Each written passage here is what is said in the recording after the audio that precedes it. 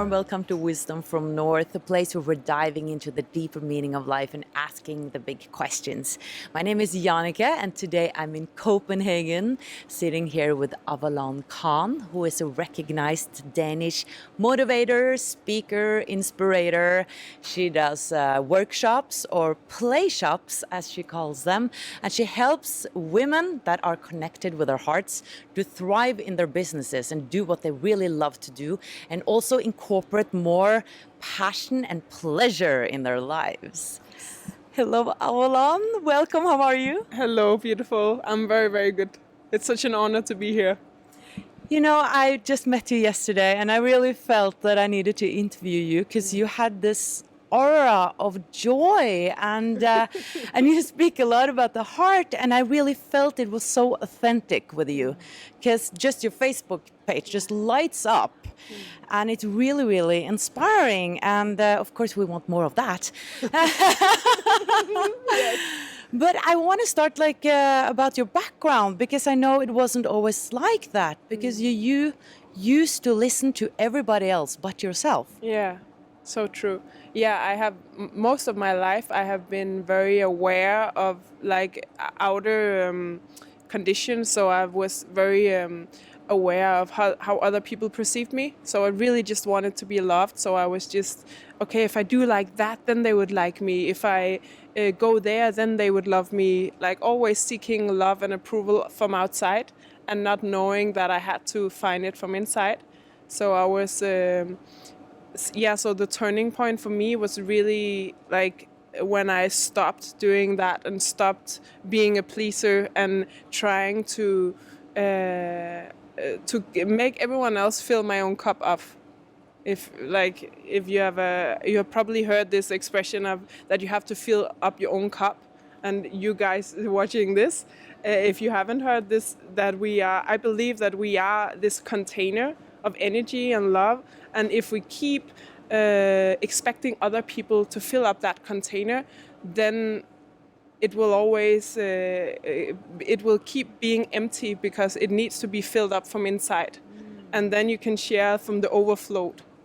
So it was really this feeling of being fed up, of searching for love all around me all the time, and just wanting to take my power back and to be the heroine in my own life. Yeah.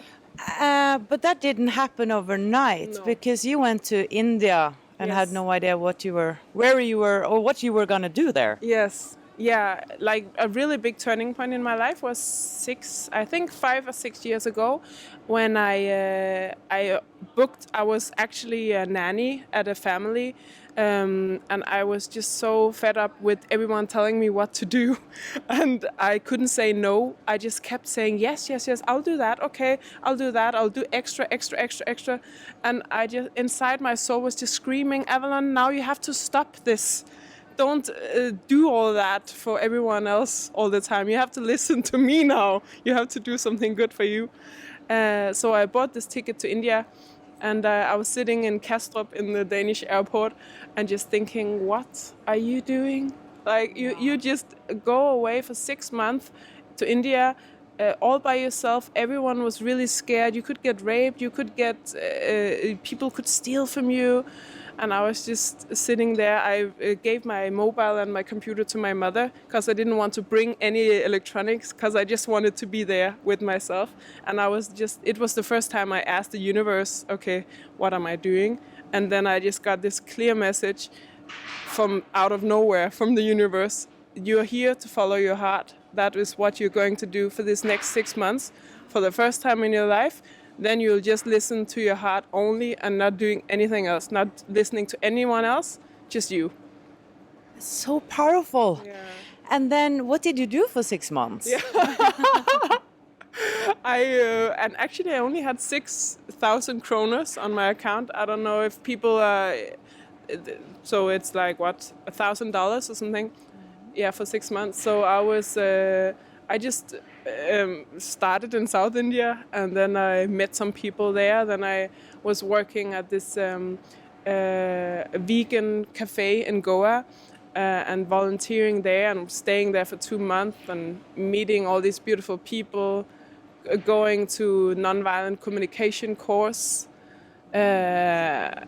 Just keep following the next right move, the next step for me. Really surrendering to the moment, letting the universe guide you. Wow. No plans at all, and no hotel booked or anything. Just from each day to each day.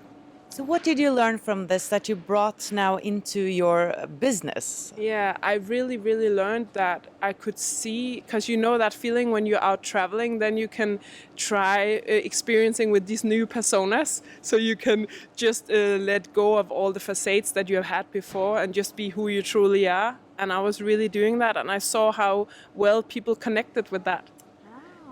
So I was like, okay, if these new people that I meet here, if they connect with me just being myself, then I can probably do it outside as well. Then I can probably get the courage to be just who I truly am outside. And that is what I teach in my business. I help heart-centered women with making a business of what they love doing. And I feel like the most crucial point in that, which I feel we have in common, because you were telling me about that as well, that it's a big passion of yours to be who you truly are and to allow that into the world. And I feel like you can't make a business that you love and make an influence in this world if you're not yourself. Because then you're just taking on a mask or a hat or someone else's clothes, and that will fall off at some point. But you gave us a great tool there. I know everybody can't travel, perhaps, or maybe they can actually. Why am I saying we can't? I mean, if you had $1,000, you know, and just for 6 months, but maybe one can explore with who one is with other environments. Because I'm thinking, okay, I found out who I am, but who am I? You know, it's a big question, but I think it's good to go to different places and explore, you know, who you are in a way with different people, like you said, and then discover what feels natural. Because in our everyday lives with family, it's so many patterns that are just there. So I think it's difficult with our close friends to really explore who we are. Yeah. And people are so used to this old version of us. So maybe if we want to transit, like if we want to develop some new skills or want to be in the world in a new way, then it can be really difficult to implement that, because we are in these old settings that are almost like keeping us stuck in a way, or like holding on the version that people expect us to be. So it's a very great tool to just shake it up and just go out and try something new. And then you can get familiar with that in the new surroundings, and then bring it back home and bring it to your family and your close friends and your relationship or whatever you are in. And it seemed like you have pretty much had success from day one, living from what you were doing. Yeah. What is the success formula? Yeah, a very beautiful question. And I want to add on that success is so different from person to person. So for me, success is that I have sparkles in my belly each morning when I wake up. Naturally? Yes, that's success for me. Like when I know when I'm on the right path, when I feel this, I can't wait to get started. And someone else, it's maybe that they have $1,000 or $1 million on their account. Maybe that's success for them. Maybe it is that they have 10,000 followers on YouTube. Like success can be many different things. But for me, it's this feeling of integrity. Is it called integrity? Yeah. This feeling of that I am true to who I am, and that I serve other people with that. That's success for me. But yeah, you are right. I have been living for my own business from day one. And of course, I wasn't earning as much in the beginning as I am now. But I have been able to pay my bills and do stuff in my business and invest in myself from day one. And I think the secret to that, or the formula to that, is that I was just jumping out the cliff, just quitting everything that didn't felt aligned, making space for the new things to enter, I set my job up. I broke up with my boyfriend at the time. Everything on one day, and just like, okay, universe, just help me now. And I don't know if you've heard Oprah saying this thing about I surrender all, like to the universe, and really just ask for help and just say, okay, you have sent me these noises in my head. You've sent me these messages. So now I listen. So now what? Please guide me to the next step. And a lot of people hear these messages or can feel it, but they don't dare to act on it. So I think that's the blockage or the stop clause for a lot of people, that they get these messages, but then they don't do anything because they're so afraid of making other people sad or to be seen. A lot of people are so afraid to be seen and to stand in the light and to own the stage and just say, here I am. Yeah, you had a beautiful video on Facebook about that, that sometimes you were afraid of shining, Yes. and you said something about if you don't shine, then people who need your help won't find you. Yes, I have this very beautiful picture on it that my friend Katrine, she taught me, and it is if you're imagining yourself as a lighthouse and you're standing on the beach, like out in the coastline, and if you are maybe afraid of shining or afraid of embracing your light, and you just feel like, okay, I'm this beautiful lighthouse, but I'll turn my light off because I'm actually too scared. I don't really feel like it today. And then imagine all these boats that are sailing from the big ocean, sailing into your coast, and then you have turned the light off so they can't find you. And it's the same with us. Each one of us has one specific purpose in life and have a group of people that we can help.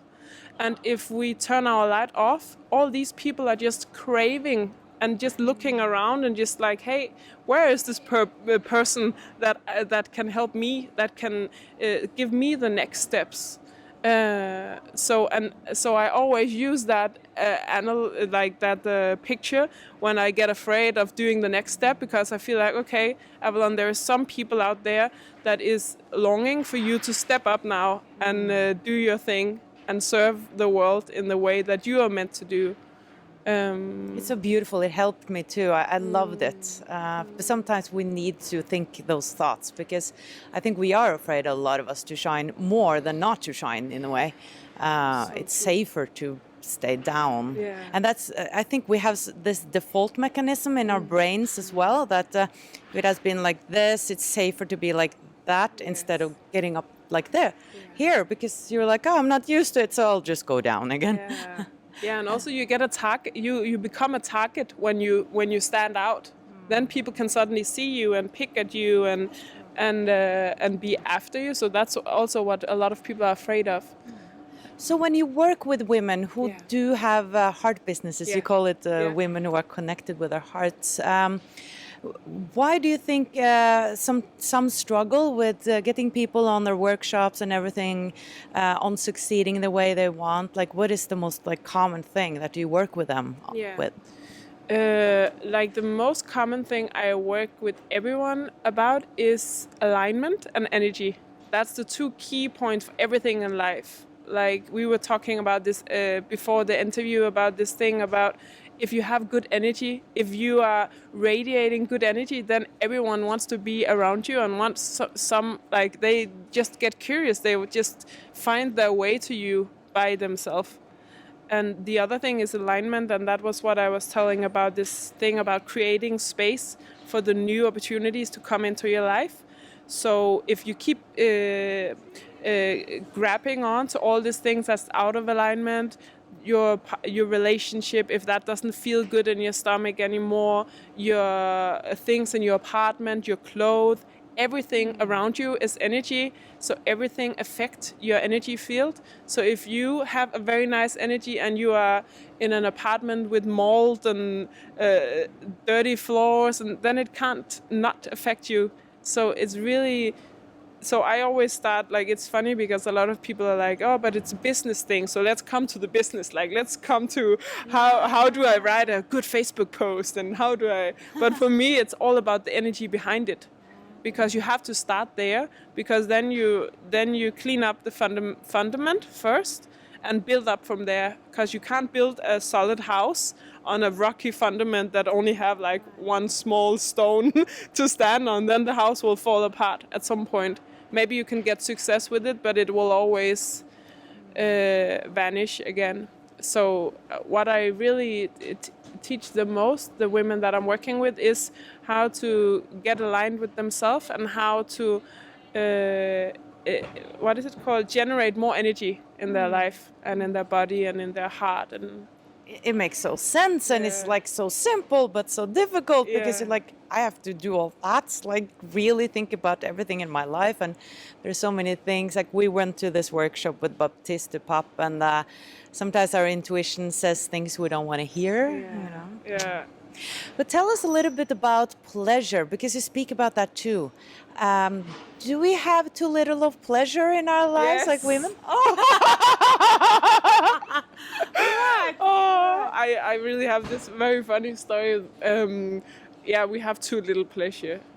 Especially, I think it's something. Also, now your podcast is called Wisdom from the North, right? Wisdom from North. Yeah, and I think with like all these northern women have really, like, I feel like when I look at women from Spain and Barcelona and stuff, they're so much more like lushness, and like it's very categorized. But in general, I feel it's right that we need to bring more juice into our life.